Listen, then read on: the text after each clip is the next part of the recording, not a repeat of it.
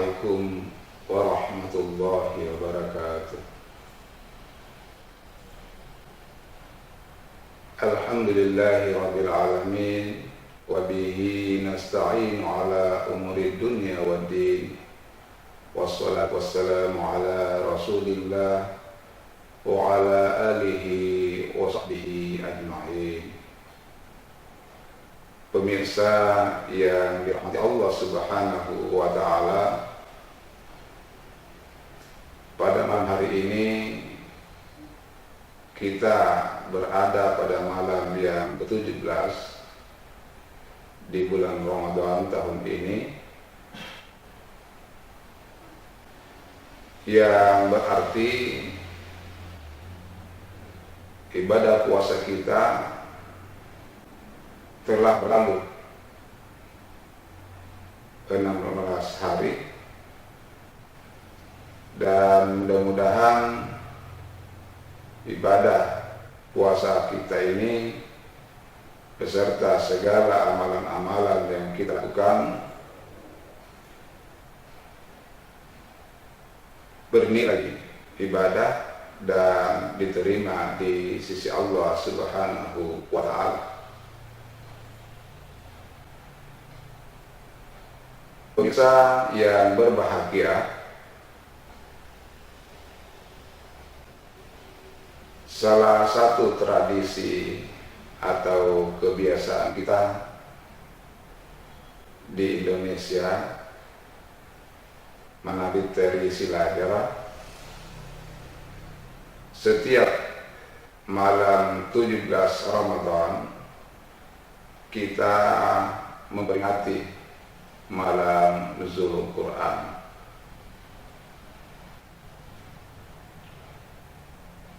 Tahun-tahun sebelumnya senantiasa kita laksanakan peringatan tersebut, tetapi kali ini karena situasi dan kondisi yang tidak memungkinkan, maka peringatan nuzul Quran kita laksanakan secara pribadi di rumah masing-masing, tentunya dengan cara memperbanyak bacaan Al-Quran. Pemirsa yang berbahagia, dari sejarah Nabi kita mengetahui bahwa Muhammad sallallahu alaihi wasallam ketika berusia 40 tahun beliau sering berkhalwat, beliau sering bertahanus, sering menyendiri, dan tempat yang dipilih oleh beliau itu adalah Gua Hira.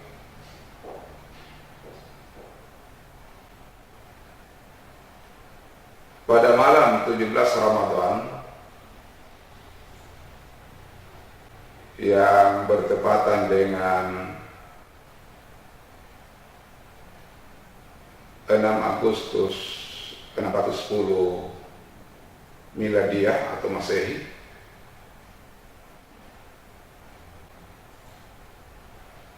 beliau didatangi oleh Jibril alaihi salam.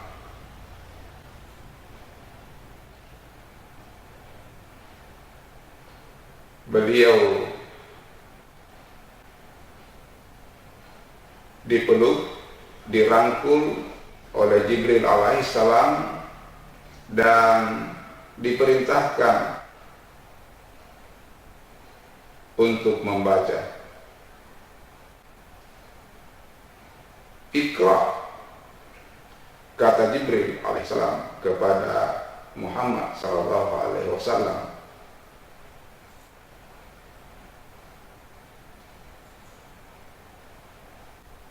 Muhammad berkata, ma ana biqari, aku tidak dapat membaca.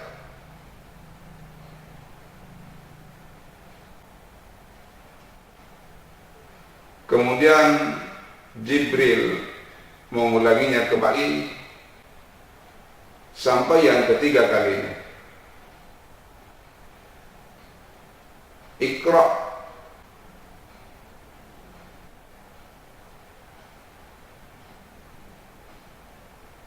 Pada yang ketiga kalinya barulah Muhammad SAW berkata, ma aqra, apa yang saya baca.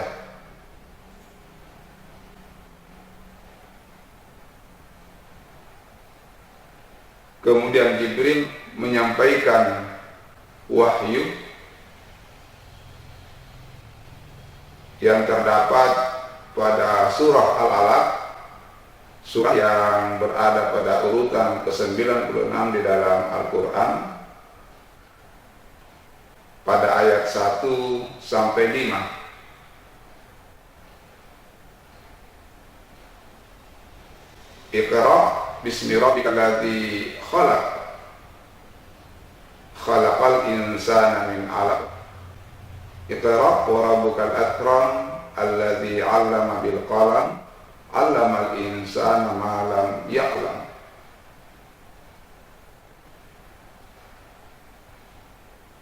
Wahyu yang pertama ini disampaikan oleh Jibril alaihissalam kepada Nabi kita dalam keadaan sadar dan bukan dalam keadaan bermimpi. Karena mungkin saja ada kita temukan pendapat yang mengatakan beliau dalam keadaan bermimpi.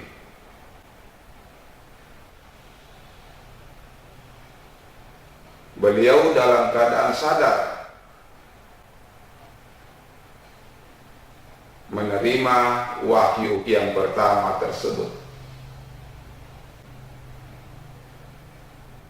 Pemirsa yang dirahmati Allah Subhanahu wa Ta'ala, menarik untuk difikirkan ketika kita melihat redaksi kalimat dari wahyu yang pertama yang diterima oleh Nabi kita. Iqra bismi rabbikal ladzi khalaq, bacalah dengan nama Tuhanmu yang menciptakan. Iqra atau perintah membaca terulang 2 kali di dalam wahyu yang pertama ini. Padahal kita mengetahui bahwa Nabi kita bukanlah seorang yang pandai membaca. Tetapi mengapa wahyu yang pertama yang diterima oleh beliau justru memerintahkan kepada beliau untuk membaca?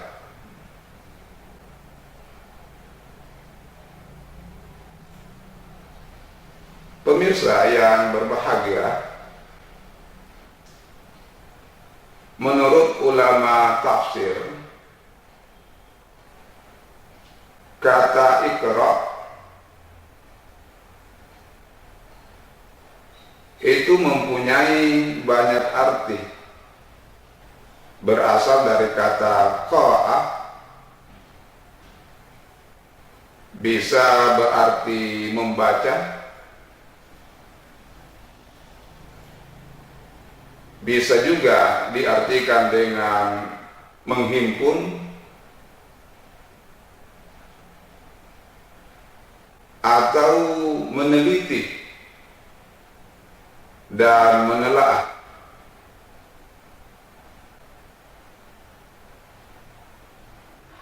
kesemuanya itu termasuk dalam cakupan dari kata Iqra tersebut.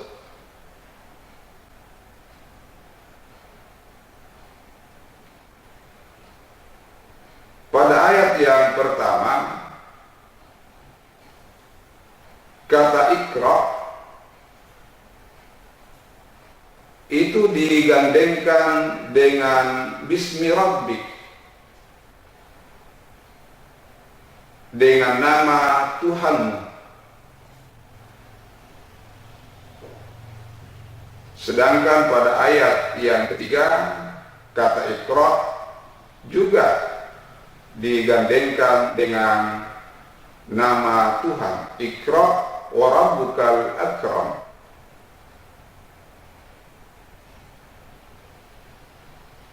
Pada kedua ayat itu kita tidak menemukan objek dari kata Iqra atau perintah membaca tersebut.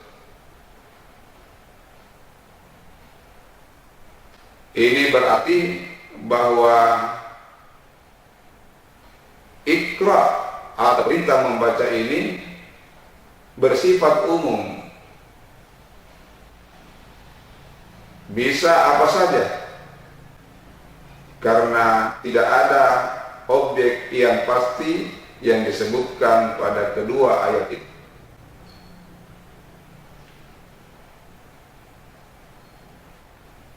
Gelela wa Iqra kitabik,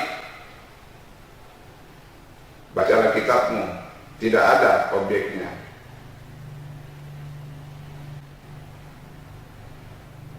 Pemirsa, pada ayat yang pertama digandengkan dengan nama Tuhan.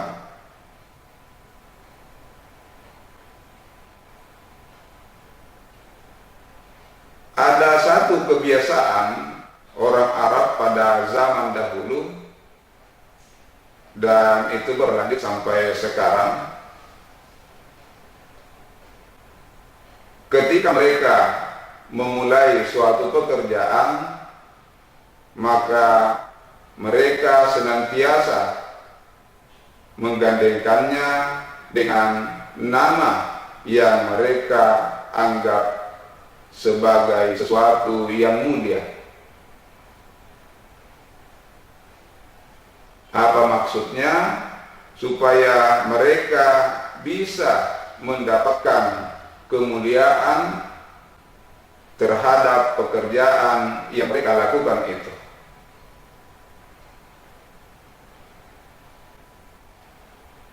Orang-orang musyrik sebelum Al-Quran diturunkan,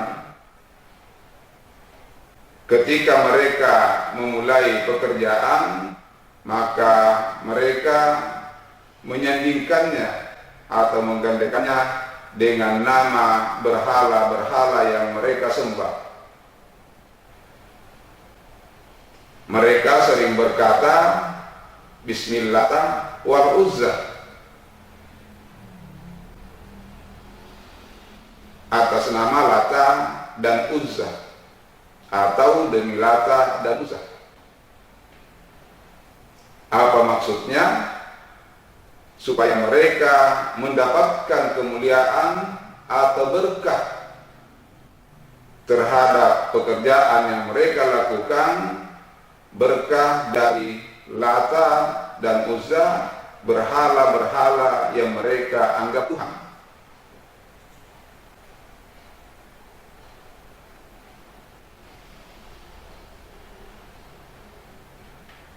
Pada masa sekarang, di beberapa negara Arab, parlemen mereka ampala mulai musidang, maka mereka memulainya dengan berkata Bismillahi wa bismi sya'b, atas nama Allah dan atas nama rakyat. Mengapa mereka mengucapkan kata tersebut sebelum memulai sidang?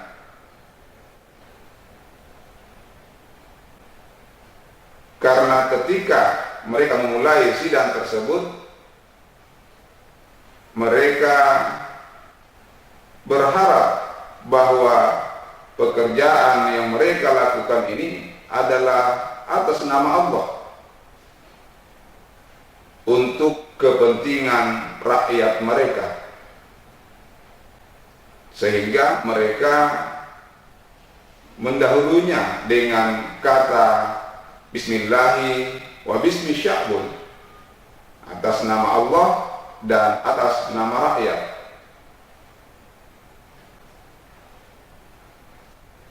Nabi Muhammad SAW di dalam salah satu hadisnya, beliau bersabda bahwa setiap pekerjaan yang dilakukan tidak dimulai dengan nama Allah atau mengucapkan bismillah, maka pekerjaan tersebut adalah abtar, terputus atau tidak berkesinambungan pahalanya, tidak sampai atau tidak bernilai ibadah di sisi Allah Subhanahu wa ta'ala. Karena itulah maka ajaran agama kita senantiasa mengingatkan, ketika memulai suatu pekerjaan yang baik, maka dahuluilah dengan mengucapkan kalimat Bismillahirrahmanirrahim. Ini tentunya dimaksudkan supaya pekerjaan yang kita lakukan bernilai ibadah di sisi Allah Subhanahu wa ta'ala dan senantiasa mendatangkan manfaat bagi banyak pihak. Bagi saya yang dirahmati Allah Subhanahu wa ta'ala, pada ayat yang kedua berbunyi khalaqal insana min 'alaq.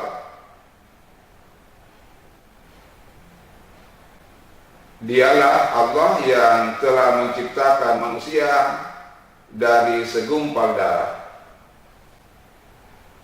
Ini terjemahan yang biasa kita baca. Oleh ulama tafsir, kata alaq itu mempunyai beberapa arti. Bisa berarti segumpal darah, bisa juga berarti berdempet atau bergantung, dan juga bisa berarti sebutan untuk binatang kecil yang ada di dalam air yang seperti cacing.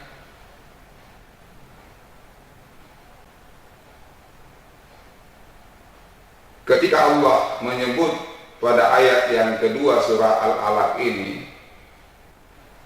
bahwa Dia telah menciptakan manusia dari segumpal darah, kata alaq ini memberikan suatu pengetahuan kepada kita tentang adanya suatu proses penciptaan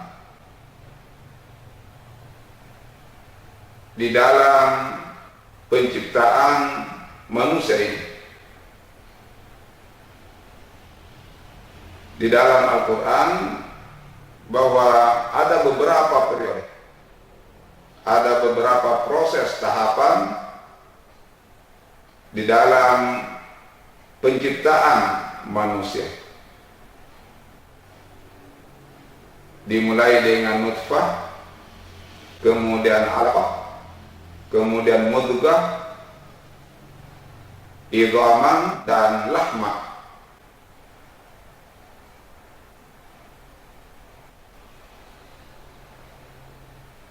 Ini adalah salah satu isyarat ilmu pengetahuan tentang proses penciptaan manusia ketika berada di dalam perut ibunya.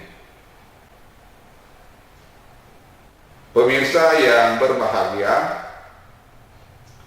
kata alaq bisa juga diartikan dengan sesuatu yang berdempet atau bergantung menurut ahli tafsir, yang mana hal ini menunjukkan bahwa pada dasarnya ada sifat bawaan manusia yang tidak bisa dia rubah. Ada fitrah manusia, sifat asli. Apa sifat asli manusia atau fitrah manusia? Yaitu manusia adalah makhluk sosial. Manusia tidak bisa hidup tanpa adanya bantuan dari orang lain.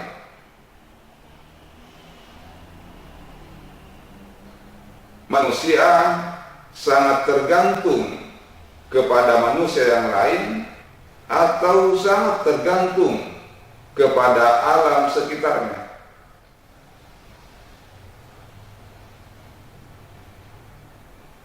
Ini memberikan gambaran kepada kita bahwa sebagai manusia injo nugere mentongi ki kulle tampo. Kita tidak bisa mengabaikan orang-orang yang ada di sekitar kita.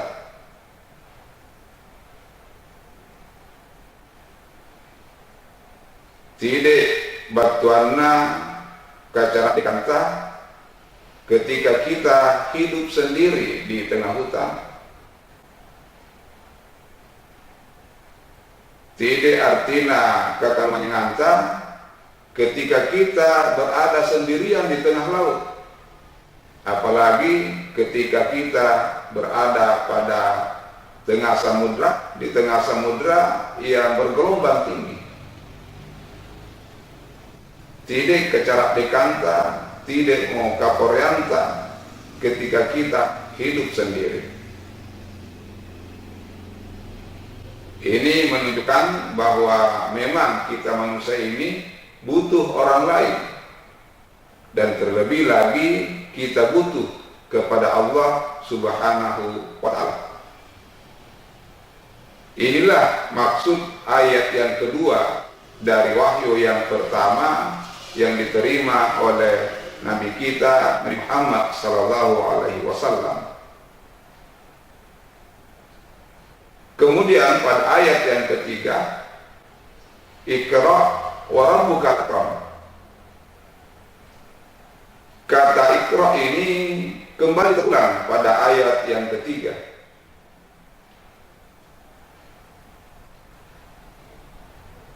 Ini memberikan sebuah petunjuk kepada kita manusia, terutama kepada kita kaum muslimin, bahwa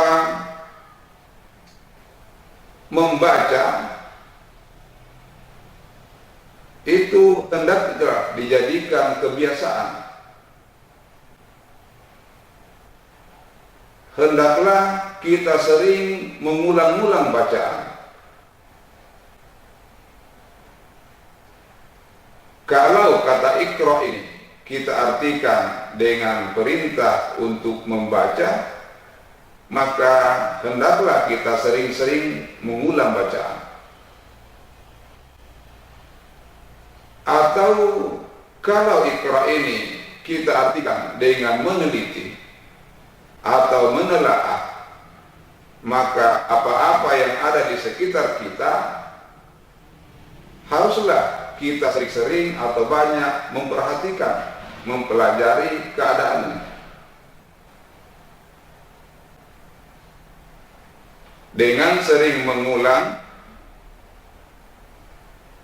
baik bacaan Al-Quran dan lain-lain, ataukah mengulang menelaah sesuatu, itu pada akhirnya menghasilkan tambahan ilmu kepada kita. Surah Al-Fatihah saja menama membaji mulia pelekna, ketika kita sering mengulang-ulangnya membaca, maka akan ada tambahan pengetahuan yang baru bagi kita. Mungkin kalau ini dibacai Al-Fatihah dengan biasa saja, tidak memperhatikan ilmu atau kaidah membaca, besok lusa kita ulang, kita mungkin sudah mulai memperhatikan kaidah membaca atau ilmu tajwid. Masalah makharijul huruf mungkin diperhatikan. Kemudian kita ulang kembali, mungkin mana laguna risen nih ripaka pila ripaka baloan, karena kita sering mengulang. Ketika kita menjadi pelajar, maka ampagasini diulang-ulang pelajaran ta, maka pasti tambahan ilmu akan kita dapatkan. Iqra wa rabbukal akram, bacalah dan Tuhanmu Maha Pemurah. Ketika kita sering mengulang-ulang bacaan, maka yakinlah bahwa Allah akan memberikan tambahan ilmu kepada kita, karena Allah adalah Maha Pemurah. Pemirsa yang berbahagia, pada ayat yang keempat dan kelima, alladzi 'allama bil qalam 'allamal insana ma lam ya'lam, ia mengajar manusia dengan perantaraan qalam atau pena.